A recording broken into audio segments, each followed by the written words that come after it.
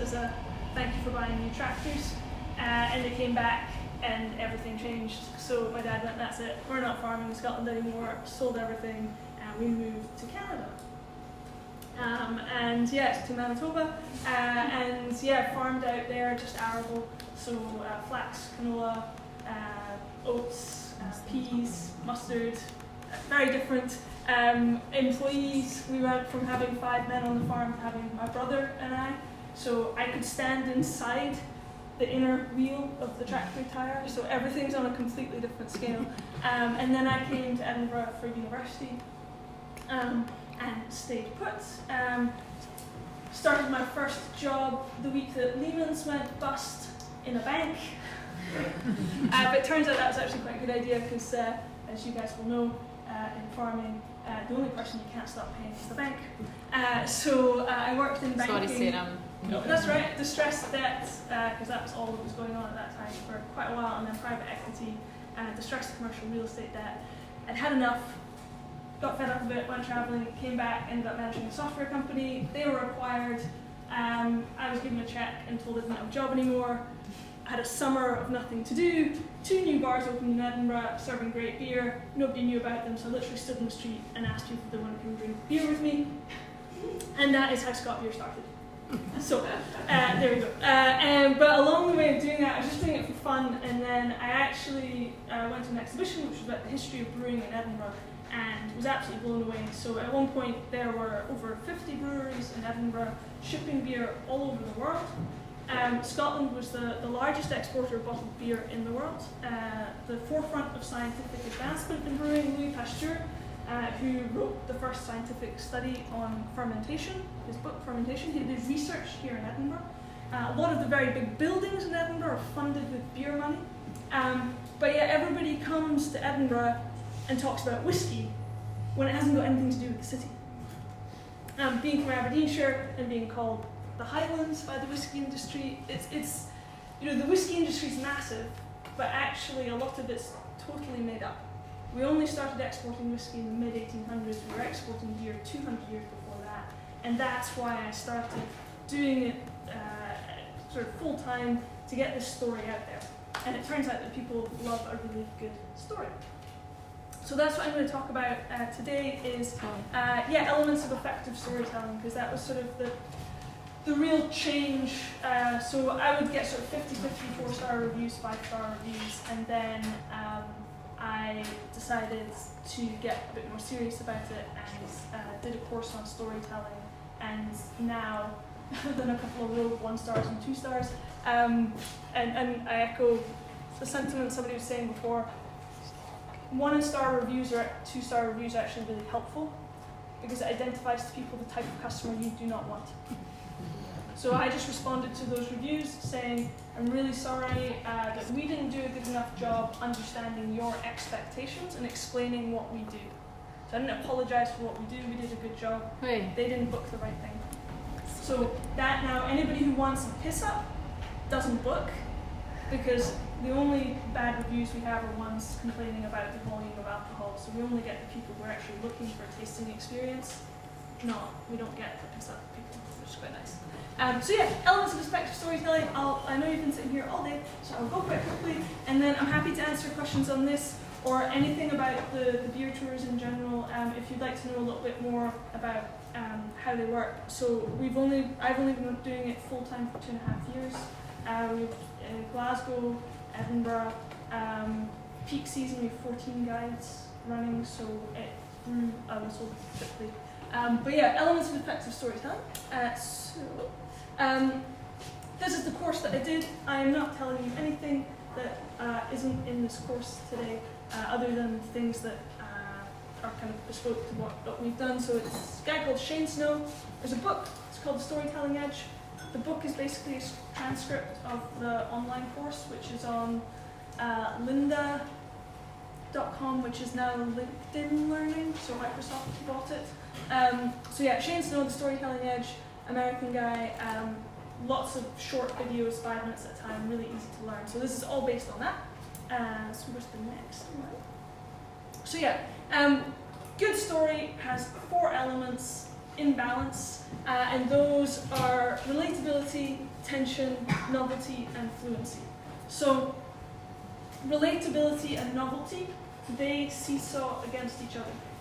So if you think about an experience where you just didn't get it, maybe a class at school where you're like, oh my goodness, no, right? Or maybe you've had somebody come and visit with you and they just haven't gotten it. It's because there's too much new stuff. On the flip side, if it's stuff that people already know, it's too familiar, they get bored. So a good story has a balance between relatability and novelty. Whenever you want to introduce something new, you have to first connect it to something that people already know. If you don't do that, they will fight against you, or they'll just switch off. So whenever you want to introduce new information, attach it to something they already know. This is how you can also avoid going down the stereotype route of what a farmer should be and what a farm is. Right? So the easy way is to give them what they know, the stereotype. The more exciting experience is to see what's real. But in order to do that, you have to give them something safe to hold on to emotionally, intellectually first before introducing that new information. Because and get feedback on it. Because if you've grown up on a farm, if you work on a farm, what's novel to you is totally alien to someone else. What's relatable to you is novel for someone else. So it's kind of gauging where that line is. So yeah, relatability, novelty, and then tension and fluency have to be in balance as well. So fluency is this idea of you kind of know where it's going. You can kind of follow along with it. It feels right. It feels like it flows. Tension is that feeling of, oh, what's going to happen? I don't understand this. What's like that feeling of being a bit nervous about something, something unknown, something dangerous. Maybe not dangerous on the farm, but it doesn't have to actually be dangerous. It can just feel that way to people, like they don't know what's going to happen. So tension and fluency have to be in balance as well. So we'll go through each of them. Sorry. No, that's okay. I just made a very, very brief slide. I'll go into them just now. Sorry. That's all right. I try and have minimal slides, but it does mean sometimes that I have less than I thought I had. If we go back to just the little intro I was giving you guys about Scotbeer and beer tours, people know the whiskey industry. So the way that we start a tour is by asking people, what's Scotland famous for? Whiskey. You go, great. We started exporting whiskey in 1850. You go, great. Comfortable with that, understand that. Then you introduce the new thing. Actually, we're doing beer for 200 years before that. You've now introduced novelty and tension. Because immediately their brain starts going, well, why? Why? That doesn't make sense. So they start asking questions. Fluency, you'll know if you've got it right because people will go, is that why? And they've kind of put the puzzle together. So you've fed them these little bits of information and they put them together themselves and they're able to come up with a conclusion. Whereas if you're just talking at people all the time, it probably means that you don't have that as much. Questions on these things?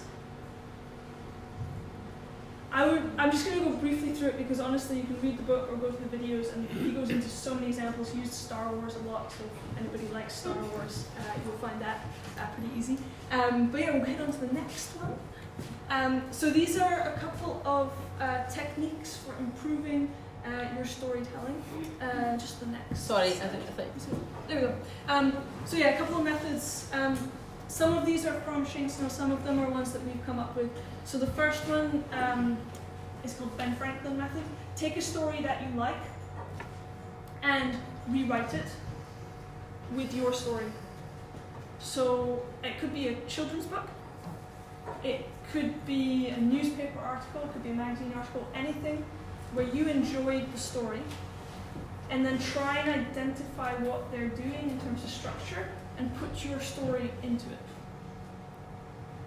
So you don't actually have to be a good storyteller, just use somebody else's structure and put it in. So that's the Ben Franklin method. Find a story that you like and plug your story into it. Okay? These next two are things that we've developed because what we do is the history of Scotland through beer. But it has to be connected to the space you're in as well. So we've got a Leith tour, an Old Town tour, a South Side tour, Glasgow tour. And it has to be about the story of Scotland, but also the specific place that you're actually in as well. And often when you learn history, you learn all these dates. This happened, this happened, this happened, this happened. Less frequently do we learn to go, this thing was happening at the same time as this. How were they playing and interacting with each other?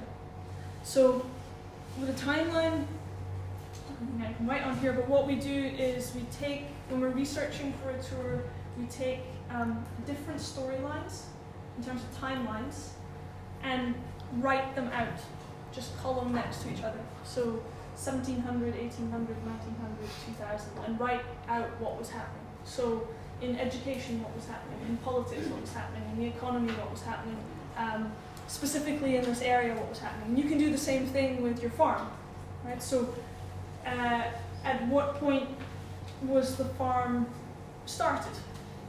Okay, what was going on politically at that time? You'll probably find some stuff about Acts of Union, some things about science in terms of scientific methods and approaches to farming. World War I, World War II probably comes into it at certain stages. Now all of a sudden you can tell a story which is much, much bigger than just your farm.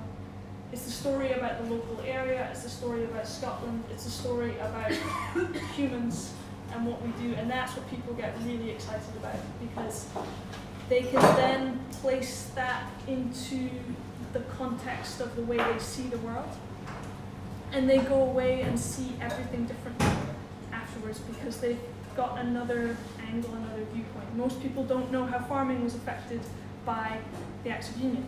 Most people don't know how farming was affected by the introduction of mechanization. Right? How did that change things? So that's timeline. You can sort of see and logic your way through how they all connect. And then geographic map, we literally just draw it out on a big bit of paper and put every little story that we know. So I'm sure it's the same in your areas, but I grew up, every time you go to visit a different aunt, uncle, cousin, granny, granddad, whatever, there's a new story comes out, or you drive past a certain road and it's this, that, and that person's related to that person, da, da, da, da, da, right? So all those little stories that you know, put them on a map, and all of a sudden you'll see little clusters of things that maybe happened 300 or 400 years apart, but they all happen in the same place. And that also means that you can tell more interesting stories because you can start to make the connections between those different things, which it gives people this feeling of like they've solved a puzzle, like they've solved a mystery. And especially for locals, they'll understand things in a new way.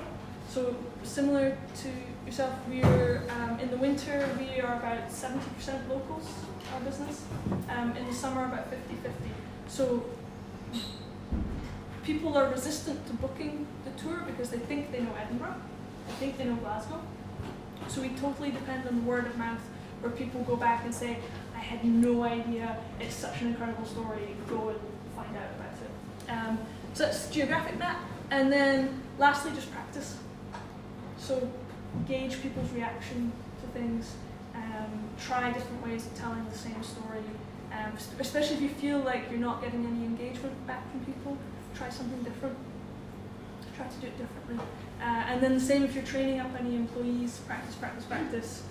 So we have a whole self-guided training process, and they upload videos of themselves doing different parts of the stories, and then they get access to a video bank of every guide we've ever had telling the same story, so they can see that you can tell the same story in totally different ways. So yeah, practice for yourselves, any employees that you have, practice makes perfect.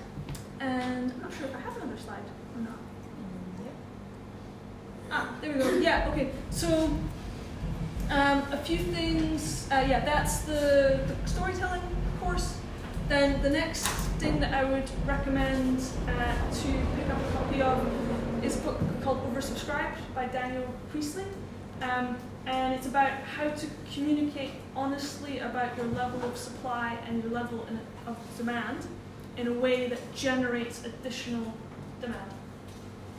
So the Facebook post you're doing to say we have a cancellation, that's part of this. So by doing that, even if you knew you had somebody already lined up, still post it, because it tells people this is something everybody else wants to do.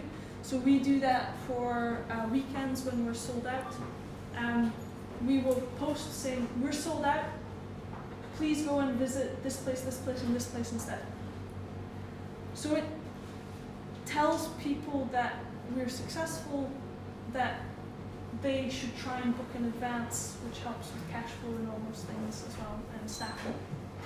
So yeah, oversubscribe also means you don't have to have a marketing budget, really. So I spent £400 in my first year in marketing, worst money I ever spent, haven't spent any since. Hired actually a social media company last summer. My big advice is don't do it. Honestly, there's so much that you can do yourself for free. I'm happy to help with tips and advice. They'll charge you a lot of money and you'll probably not really get what you're doing. So if you can figure it out yourself, and that's why I recommend Oversubscribe, because it's about how to communicate honestly to generate demand. So you don't need to be doing any trickery or anything like that, just be honest. And then the last one recommend is this website. So segmentation study guide. This is about understanding your customer and what they want, and how to identify which customers to go after. So one of the things, especially as you start to get busy, is almost being as clear about who you don't want as a customer as who you do want, and that's also how you avoid bad reviews. Is try not to get the customers you don't actually want. So for us, that's stag groups. I love stag groups. They are our profit. Stag and hen do's, that's our profit margin. Public tours, sometimes we make money, sometimes we don't. Public tours leave us reviews. They're our marketing. So it's a break-even marketing exercise, basically. And then the big groups, stag and corporates, they're not as much fun to run usually for the guys, but it's where the profit is. But what we don't want is people who are objectionable, people who come drunk, things like that. So that's all throughout how we communicate what our product's about. So the website is 8 samples of beer. The price point is £35. If you want to get drunk, go to the pub. Right? It's not what we're about. And then groups can't book on our website. So it would save you a lot of time if groups could book on the website, but I don't let them because I want to speak to them. I want to have some sort of email contact with them so that I can identify if I think somebody's not the right type of customer, and then I'll say to them, look, this is what we are. If that's what you want, let's get you booked on. If it's not, here's other options that are going to be a better fit. So yeah, segmentation study guide, that will help you to articulate and talk to the right audiences.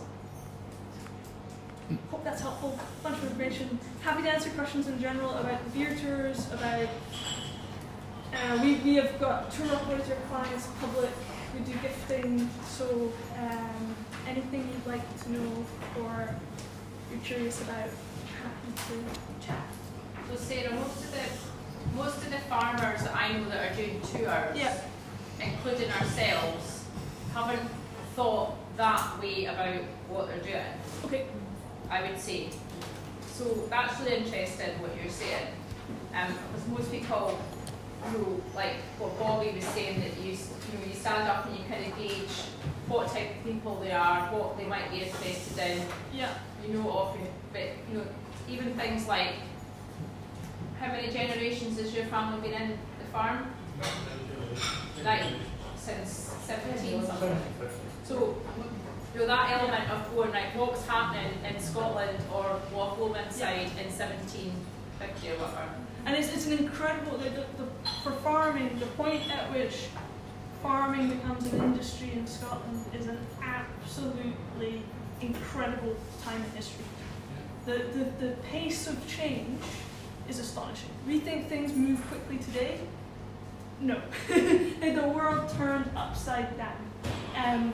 Really good book for this is called The Scottish Nation by, come back to me, Scottish Nation. It's like 1690 through to it's like basically right from late 1600s through to devolution that it covers, and it covers it thematically. So it covers it farming, education, politics. It's a great read, and I think when you read it, you'll start to see how your story slots in. Divine? Sorry, Divine. Divine? Yes, that's it. Tom Divine. Yeah. Really, really good book, very readable. And the development of cities and trade, the build up to the Acts of Union, and then the impact of the Acts of Union on Scotland, the Scottish Enlightenment happening here in Edinburgh, and then how that affects farming. Also, prejudice against Scotland, sort of racism basically against Scotland, and what that prompts Scottish people to want to do. So, absolutely brilliant talk that I went to once was analysing Robert Burns' rhymes. Some of his rhymes only work if you speak with an English accent.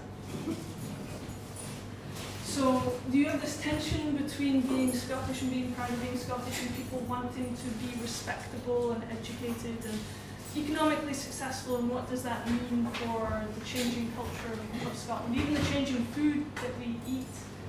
So yeah, if you can make a connection between history at a local level, history at a national level, and history at an international level, and string together that story, you're not just another farm tour. And also it means it doesn't matter how many of you are doing it, you're not competing with each other. Because you all know the richness of the history of your local area is incredible. And people can't say, oh, I've done a farm tour. I'm not going to that one, because I've done one. Because they haven't done yours, and yours is about your area. Very good point. Got some questions, Sarah? You can also then start working as a network, by the way. So we've built our own network because we've got tours in multiple places and multiple tours, but we get people come back with 3 or 4 different tours. So if you guys start to work together and you've got totally unique experiences, you can then build up a repeat customer base between them. How did you start that up? Sorry, that network. Just did it because nobody believed that it was possible. So we just started running more tours. But there's a good I can send you on a link. It's a bit of software that I really want to use. I'm a bit of a software geek, but it's called Share Tribe. So you can basically build your own Airbnb, but not Airbnb, but like the same sort of system where you have multiple suppliers and multiple buyers, but they're all a member of the platform. So it's a really interesting bit of software. So anybody can go on and list their own product, and then the membership of it can book on. I think, yeah, it's quite cool bit of software. So one. Just regarding the marketing that you're saying for products that you spent, Yeah. because you had, what do you mean by how do you do your own totally free? Do a really good job. Really, really good job. So first 2 years, didn't make any money whatsoever. Any money I made went back into training, product development. The guides have full discretion to give 100% refunds as soon as they detect that it's not the right fit. They just take the customer inside and say, look, this probably isn't the right fit. You can have your money back right now, don't worry about it. They have full discretion, even if it's a group of 20 people, they've got full discretion to do that. They've also got full discretion to spend what they need to spend to make the customer happy, if that's their judgment. And we did tours, whether it was one person picked them up from their hotel, whether it's me coming back from holiday to do it. I just gave up everything for 2 years to just, everything has to be the best. Then that builds up your reviews. You build up your reviews, and it's a bit like owning land, right? It generates its own revenue. So think of your review presence, your digital presence, as land. It's an asset that gives a return. So we are number 2 for food and drink in Edinburgh on TripAdvisor. Top tip, don't ever sell your products to TripAdvisor. I will explain why if anybody wants to know, but it's a total disaster, don't do it. But TripAdvisor listing, your Google My Business listing, huge. If you manage your Google My Business listing, Google My Business is basically social media without them announcing to the world. So you can post events, you can post updates, you can have people follow your Google My Business listing. It is social media, and it's totally free. Even things like your opening hours. So my opening hours are 8 a.m. to 8 p.m. Not because we're open 8 a.m. to 8 p.m., but because Google prioritizes returning a search result that will give somebody the answer they want when they're searching. When do most people search? On the bus, on the way to work, on the train, on the way home from work, walking. Like, it's those times. So we come top of the pack every time because we're open. So it's knowing things like that, and it's all totally free. If you have somebody who manages your website, first of all, I'd like to tell you it's possible to do it on your own, and it's not that hard, and you can do a good job. But if you do have somebody managing it, ask them about schema markup. So SCHEMA markup. If they don't know what it is, just email me and I will send you the thing. But it's a really free way to boost how you appear in search results. That's also in terms of segmentation study guide. Understand your customer. So what are your customers searching for? They may not be searching for what you call your product.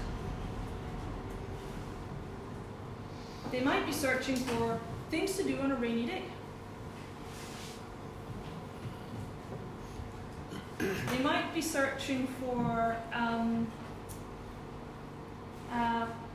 places to take grandchildren. So that schema search is like an umbrella, and you hang a whole lot of different solutions. So schema markup is basically a way of telling Google who you are. So you can say the type of business you are, so it classifies you correctly, and you can say what online things you are the same as. So my website is the same as this TripAdvisor listing, is the same as this Bing listing, is the same as this Yelp listing, is the same as this Visit Scotland listing. So it's the same as all those things. Google's priority is giving people the best information as soon as they want it. The more confidence you give Google that you're authentic and real, the more likely you are to be served up. But segmentation study guide is thinking, who's your customer and how are they behaving? And even in terms of product design, don't just copy someone else. Think about your local area. Think about where the gap is, things that people might want to do or how they want to spend their time that isn't there. And then your tour descriptions, your product descriptions on your website, make them match that.